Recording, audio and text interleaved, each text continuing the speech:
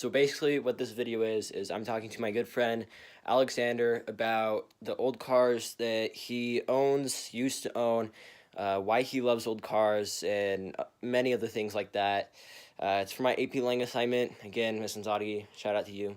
This will be my last video for my AP Lang, and then I'll just start probably uploading regular content about rebuilding my 8.6, etc., etc.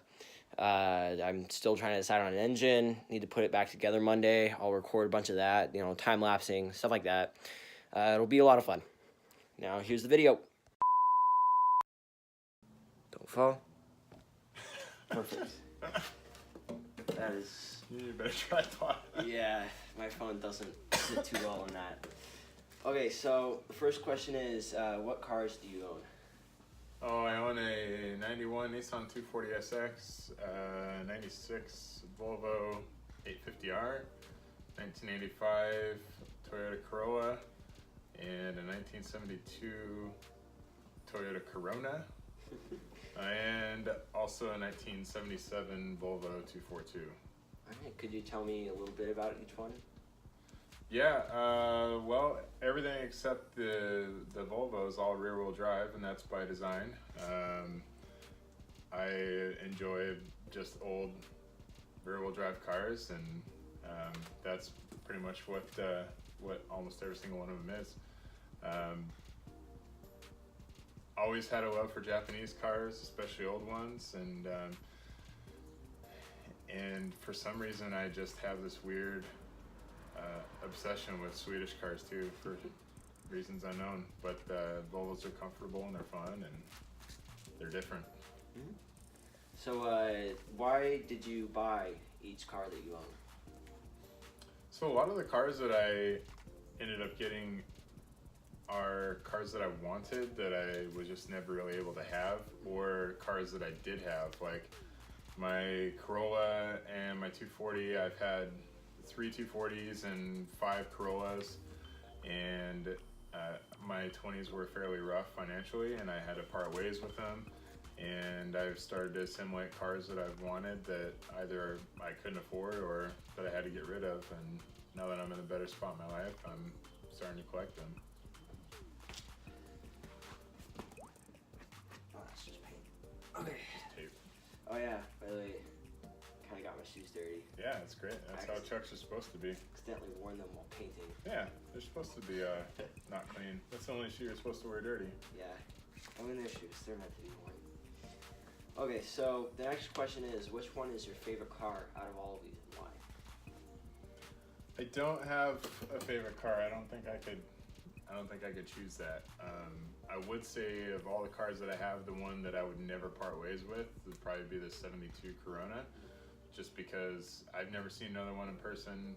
Most people don't even know what it is when they see it, and I know that if I got rid of it, I'd never see it again. Because I know sure as hell I didn't know what it was until I saw it. Yeah, that was the coolest thing ever. That's the biggest conversation starter for all my cars. It's people just see it, it looks cool, and they have no idea what it is, so they ask what the heck it is. Kind of like that guy from the gas station that you posted on your story.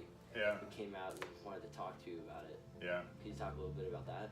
Yeah, so I just pulled up to the gas station, and a random guy that works there comes out, and it's the downtown one, and it's one of the only ones in town that has the 85, so a lot of interesting cars roll in, and apparently it was worthy enough for him to come out and check it out, because he said he'd never seen one before and didn't even know what it was.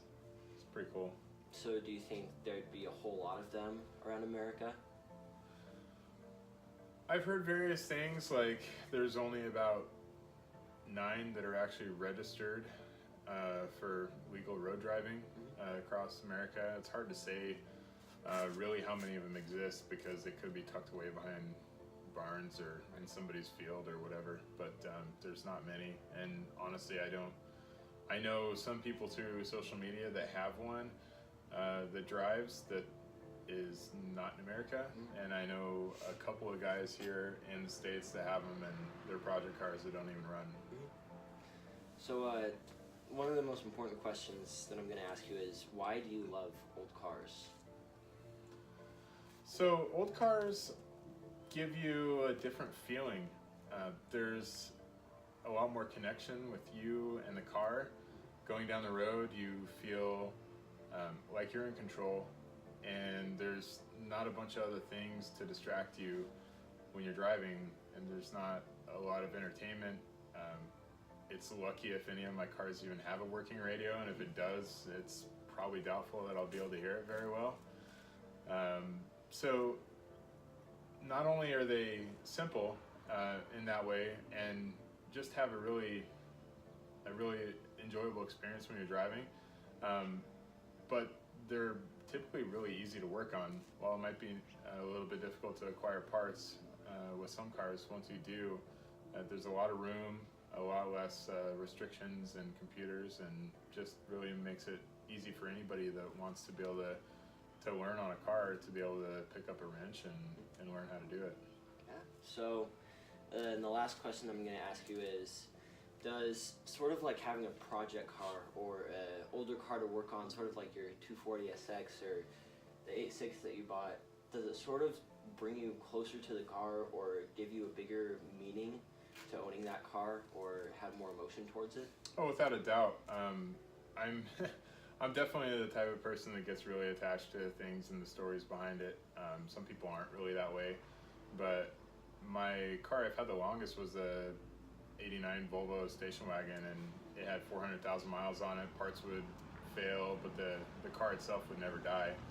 And I replaced everything on that car, from turbo to head gasket. And as you do that, you start to feel for the car and the connection you have for it. And it's not just an appliance that you drive to the shop for somebody to change the oil on. It's something that you're invested in and have spent time with. All right, well, thank you for talking to me. Yeah, This absolutely. is two tall guys talking about cars. Thank you guys for watching. Make sure to hit the subscribe button down below, hit the like button, and see you guys next time.